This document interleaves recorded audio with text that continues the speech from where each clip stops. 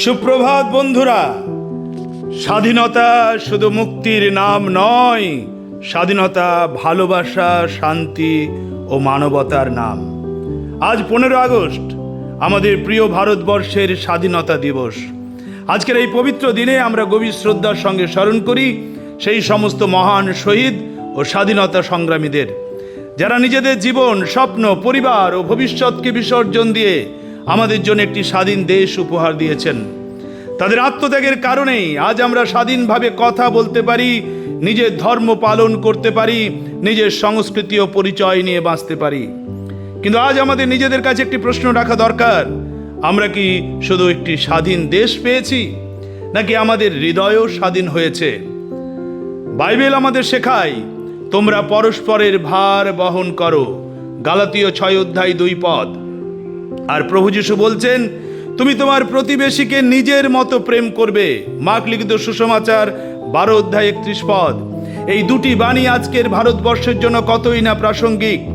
আমরা হিন্দু, মুসলিম, খ্রিস্টান, শিখ, বৌদ্ধ, জৈন, বিভিন্ন ধর্মের মানুষ। আমাদের ভাষা আলাদা, সংস্কৃতি আলাদা, পোশাক আলাদা, বিশ্বাসের প্রকাশ আলাদা হতে পারে, কিন্তু আমাদের রক্তের রং লাল এক, আমাদের অশ্রুর ভাষা এক, আমাদের হাসির ভাষা এক, আর সর্বোপরি আমরা সবাই মানুষ।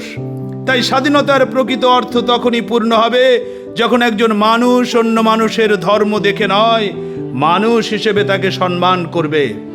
যখন ঘৃণার পরিবর্তে ভালোবাসা থাকবে, বিভেদের পরিবর্তে সম্প্রীতি থাকবে, অন্যায়ের পরিবর্তে ন্যায় থাকবে, হিংসার পরিবর্তে শান্তি থাকবে, আর অসহায় মানুষের পাশে দাঁড়ানোর মানসিকতা থাকবে। जब तक इंसानियत जिंदा है तब तक हमारी आजादी जिंदा है। অর্থাৎ যতদিন মানবতা বেঁচে থাকবে ততদিন আমাদের স্বাধীনতার চেতনাও বেঁচে থাকবে। আর একটি কথা আমরা মনে রাখতে পারি, ভারত মহান হ্যায় क्योंकि यहाँ इंसानियत अभी जिंदा है। আমাদের ভারত মহান শুধু তার বিশাল ভূখণ্ডের জন্য নয়, শুধু তার ইতিহাসের জন্য নয়, শুধু তার শক্তির জন্য নয়। ভারত মহান কারণ এখানে বহু ধর্ম, বহু ভাষা, বহু সংস্কৃতি এবং বহু পরিচয়ের মানুষ একসঙ্গে বসবাস করে। এই বৈচিত্র্য আমাদের দুর্বলতা নয়, এটাই আমাদের শক্তি। আজ আমরা আমাদের শহীদদের শ্রদ্ধা জানাবো শুধু ফুল দিয়ে নয়, আমাদের জীবন দিয়ে। তারা যে ভারতের স্বপ্ন দেখেছিলেন, সেই ভারত গড়ার দায়িত্ব আমাদের। এমন ভারত যেখানে কোনো মানুষ ধর্মের কারণে ভয় পাবে না, এমন ভারত যেখানে কোনো দরিদ্র মানুষ তার অসহায়ত্বের কারণে অপমানিত হবে না, এমন ভারত যেখানে একজন অসুস্থ মানুষের পাশে দাঁড়ানোর আগে কেউ তার ধর্ম বা জাতি জিজ্ঞাসা করবে না, এমন ভারত যেখানে একজন মানুষের পরিচয় হবে সে একজন মানুষ। পবিত্র বাইবেল বলে, ধন্য তারা যারা শান্তি স্থাপন করে, কারণ তারা ঈশ্বরের সন্তান বলে পরিচিত হবে। মথি লিখিত সুসমাচার 5:9 পদ। আজ আমাদের প্রত্যেকের জীবনে এই বাণীটি বাস্তবায়িত হোক। আমরা যেন শান্তির মানুষ হই, আমরা যেন সম্প্রীতির মানুষ হই, আমরা যেন ক্ষমার মানুষ হই, আমরা যেন সেবার মানুষ হই। কারো জীবনে অন্ধকার দেখলে সেখানে আলো নিয়ে যাই, কারো জীবনে হতাশা দেখলে সেখানে আশার কথা বলি, কেউ একা হয়ে গেলে তার পাশে দাঁড়ায়, কেউ কষ্ট পেলে তার হাতটা ধরে বলি, তুমি একা নও বন্ধু, আমরা তোমার সঙ্গে আছি।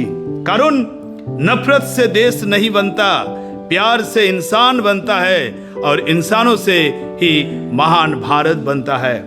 স্বাধীনতা দিবসে তাই আমাদের অঙ্গীকার হোক, ঘৃণা নয় ভালোবাসা, বিভেদ নয় সম্প্রীতি, হিংসা নয় শান্তি, অবহেলা নয় সেবা, নিরাশা নয় আশা। আমরা যেন এমন একটি ভারত রেখে যেতে পারি যেখানে আমাদের পরবর্তী প্রজন্ম শুধু স্বাধীন দেশের নাগরিক হবে না, মানবিক, শান্তিপ্রিয়, পরস্পরের প্রতি শ্রদ্ধাশীল একটি দেশের নাগরিক হবে। আজ আমাদের তিরঙ্গা শুধু আকাশেই না উড়ুক, আমাদের হৃদয়ের মধ্যে উড়ুক। শহীদদের আত্মত্যাগ আমাদের অনুপ্রেরণা হোক। বাইবেলের ঈশ্বর প্রেম আমাদের পথ দেখাক, আর মানবতা আমাদের একত্রিত করুক। एकता हमारी शक्ति है, शांति हमारी पहचान है, सेवा हमारा धर्म है और इंसानियत हमारी सबसे बड़ी आज़ादी है। जय हिंद, वंदे मातरम। ঈশ্বর আমাদের ভারতবর্ষকে আশীর্বাদ করুন এবং আমাদের সকলকে শান্তি, প্রেম ও সম্প্রীতির পথে পরিচালিত করুন। শুভ স্বাধীনতা দিবস। ভালো থাকুন, সুস্থ থাকুন, আবার দেখা হবে।